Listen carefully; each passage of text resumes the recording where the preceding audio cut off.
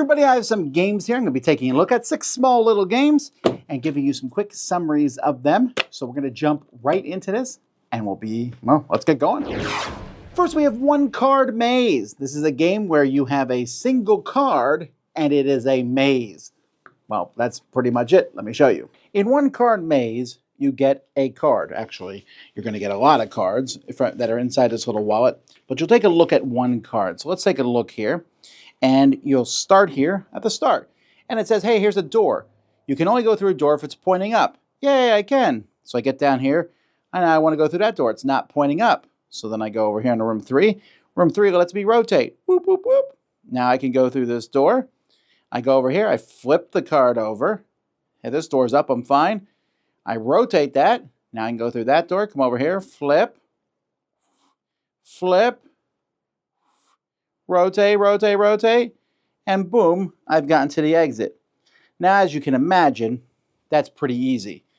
So here, when I start, it's going to be a little bit more tricky. I come out through that up one. I come over here. I flip. I can go up here. I'll rotate it this way. Now I come over here. I flip. I can't go through that door. Can't go through that door. Can't go through that one. Flip. Come here. Rotate. Flip. I can go through this one, rotating. Am I going the right way? I come through this one. I can. I have to rotate. So let's flip over here. So you just keep doing that until you figure out how to get out. But that is essentially how it works. Nope, that's wrong. Okay.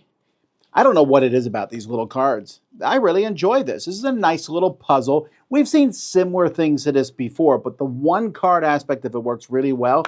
This is a great thing to have. And hey, we're in the car. Here, everybody, try one of these, kids. Work on this for a while. And I found this to be something. You can have this at dinner. This is a solo experience, obviously. I mean, you could play, I guess, 2 people at the same time.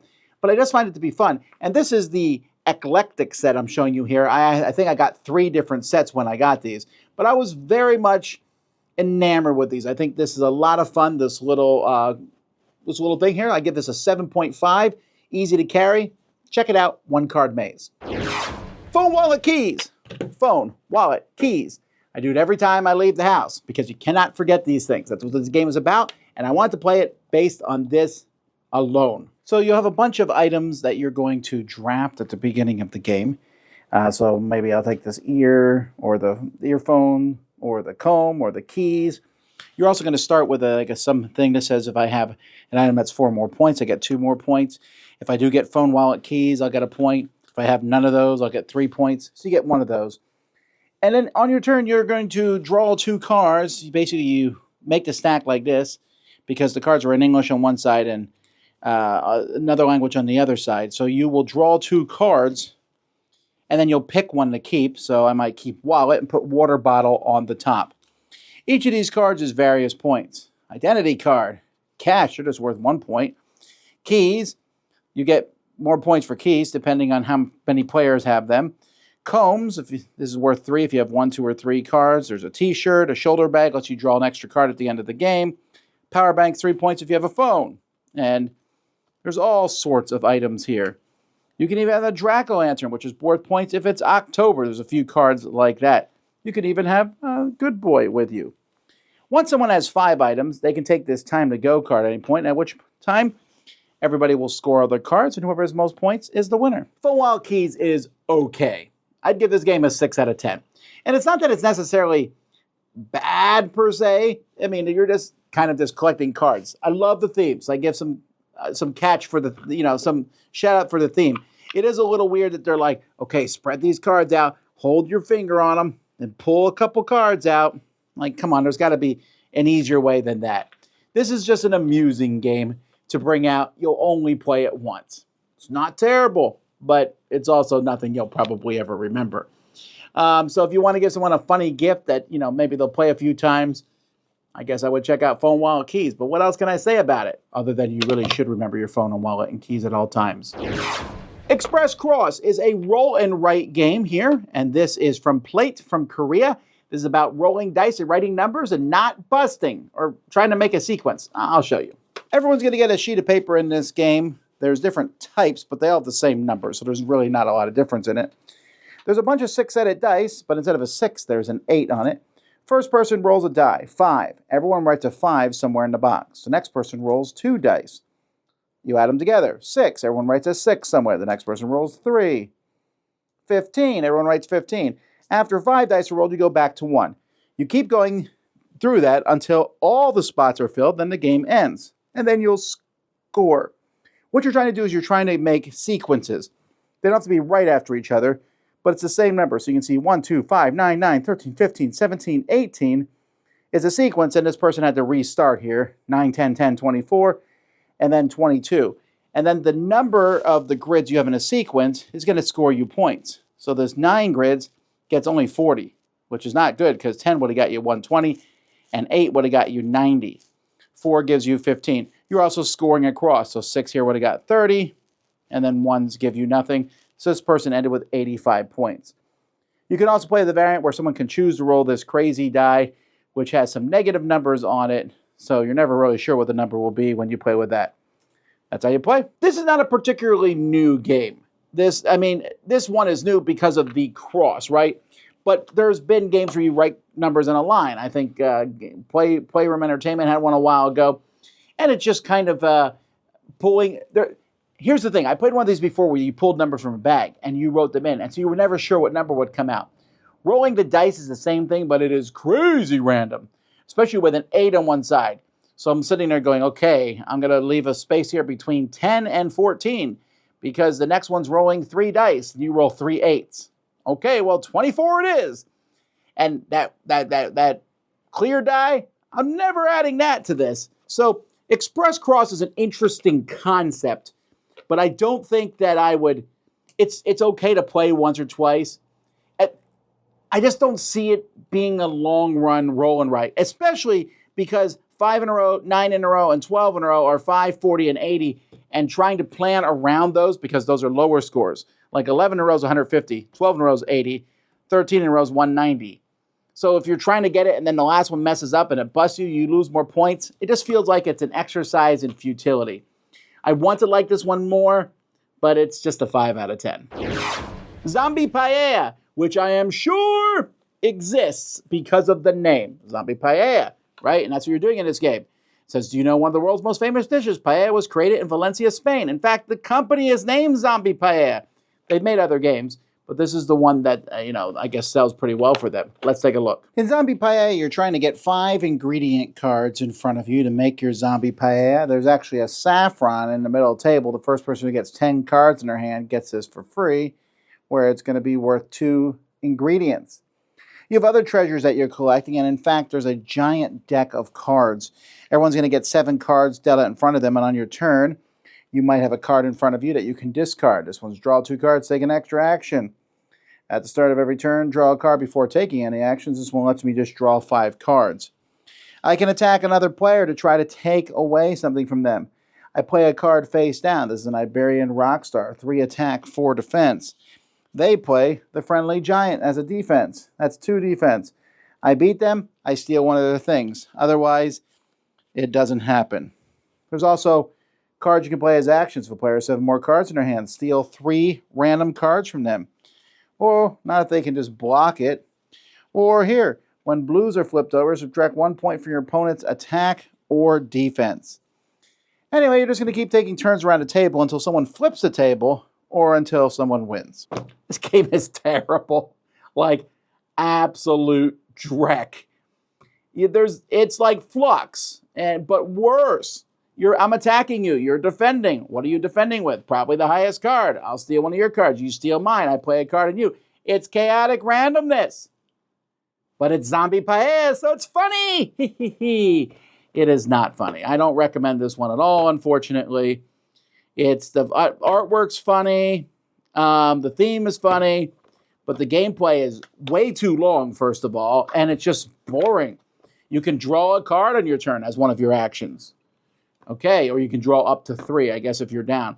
The game gives you that 1-2 ingredient card when someone reaches 10 cards, which is great, except then everyone's going to try to steal it from you and you fight over it the rest of the game. I know there's going to be people out there who really like this. Me, it's a 3 out of 10. Beasty Bar Down Under, I believe, is the 3rd game from Zoc in which you are playing this Beastie Bar game. No, it looks like that might be the fourth one, because there's Beastie Bar, New Beast in Town, and Born to be Wild. And in this game, you are lining beasts up at a bar, trying to get in. You want to be it, but they're constantly rearranging the line of how to get them in. I enjoyed the first two Beastie Bars. I don't think I ever played the third one. And this one here is about ocean stuff, which I tend to like a lot. Each player has 12 cards in their deck that are numbered from 0 to 12. You're going to shuffle these and draw 4 in your hand. And each turn, players are going to be playing a card as close to Heaven's Gate as possible. That has its underwater bouncer. You're trying to get in. That's where the party's at. Whoever gets the most points worth of animals in is going to win. When you play someone, they will have a special ability that they will do. And if there's ever 5 people in between these, then someone's getting kicked out, and the front 2 people are going in. And you just keep doing that, and again, whoever gets the most points in is the winner. Here's the thing. Everyone here has a special ability. And the game comes with a little sheet that explains all the special abilities. So the eel, you can see he'll squeeze in the smallest numerical gap. The seahorse jumps over all animals with ascending values. The octopus swaps position to 2 other animals. Some of them have reoccurring things that keep going on. And that's pretty much the game. Beastie Bar Down Under is a big dud for me. I want to be clear, it's not the game Beastie Bar, it's this specific version. And that's because they just went too crazy with the powers. The powers are just, I find them to be this constant, everyone plays something and people say, okay, how does that work? Okay, so I just played the number 12. The whale goes between animals and divides line into 2 groups. That's it for the weaker group, ignore shields. Okay, so you just blew up half the people. The manta ray goes directly to Heaven's Gate and makes an animal of its color disappear into your hand. The shark overtakes an animal that's less than 10 in front of it. Then it eats an animal that's less than 10 in front of that one.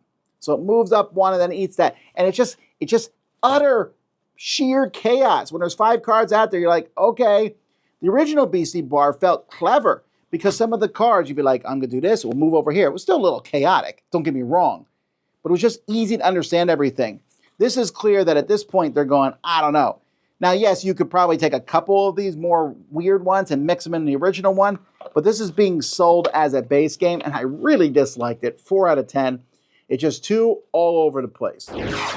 Arctic is a game with some really beautiful artwork here from Ludonaut. This is a game in which you are collecting animals and drawing cards and playing cards, like this. During this game, you're going to be placing a pile of cards in front of you, and you want to have groups of animals in this pile. The best way is to show you scoring.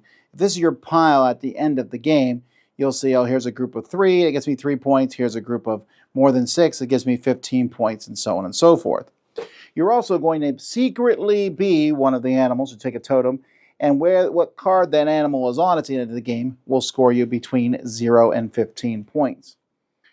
Players are going to have a handful of cards, and on your turn, you will look at your active animal. At the beginning of the game, you don't have one, but you'll have one soon.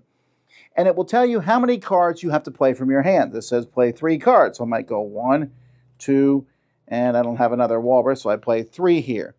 Now, if I can't play enough cards, the extra cards I can't play, I'm going to be drawing from the deck and putting in a discard pile. These are going to be negative points for me at the end of the game. Then I'm going to move these 2 tokens. Here I got the whale and the moose. I move 1 up and one up and 1 down. Obviously, if I'm one of them, I'm going to move that one up or down. If one of them's at an end, when this happens, that one has to go up or down, and the other one moves the other direction. Then I will draw cards into my hand based on my active animal from this middle row here into my hand. And if my hand goes over 7, again, I have to stick the extra cards in a discard pile. So whenever you play this last card, you need to make sure you have enough cards to play and that it's not causing you to draw too many on your following turn. The card that you play also will give you the card special ability card. There's 2 that are in each game, so you can play various, you can have different ones like this. Moose one here, for example, says that when you are drawing cards at the end of your turn, you can draw 1 or less. But I might play with this one, which says when I play cards, I can play 1 or less or 1 more. So each of these will have special abilities on them, and you'll take them from somebody else if it's the active animal that you just played. That's it. You're going to keep going until you go through the deck, and at the end of the game, you'll score points like I already told you. Arctic, and I honestly am not meaning to make a pun here, but this game just left me feeling cold. I know, ha ha ha, but it really did. It was just so coldly mechanical as I played it. You are taking a card, you're playing that card, which will let you, well, you look at your active card, right? It lets you play a certain number of cards, of which you're trying to make a group. And then the card on top will be an active card next time, which will tell me how many cards I play next time and how many cards I'm drawing now. And also which of these two things I'll move. It just feels so mechanical. You get these abilities, there's no theming in this at all, which is fine. I don't necessarily need a theme, but this feels like it actually is negative theme. That track at the top, I hate it. I hate everything about that track on the top. You have a card in your hand with two animals. So what do? If one of them's yours, you move it up and you move the other one down. If neither are yours, you take the one that's higher up and move it down. It means nothing. That track is stupid. I hate everything about it. And then just playing the cards and making the groups, when you're done, you're like, that was the game? The powers are interesting, but it just feels like too much. You know, some people consider Dominion, the deck builder, to be this very mechanical game. Arctic is like that, but even more so. Just straight mechanics with no joy involved in it. So this is another 4 out of 10 for me. I just did not like it. It's gorgeous. It looks neat, but it was very unfun to play for me. So there you go, folks. Not a huge fan of any of the games, really, with the exception of One Card Maze. Yeah, there's a neat little one. But hey, maybe your thoughts are different. If so, let me know in the comments. Tell other people why you love these games or hate One Card Maze for whatever reason. Thanks for watching, folks. Until next time, I'm Tom Vasel, and you've been watching 6 short game reviews on the Dice Tower.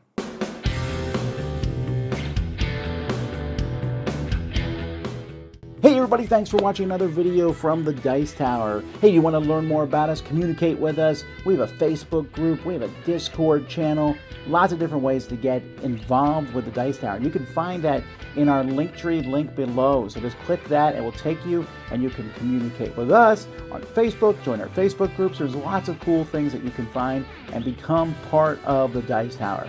Thanks so much for watching. I'm Tom Vasel.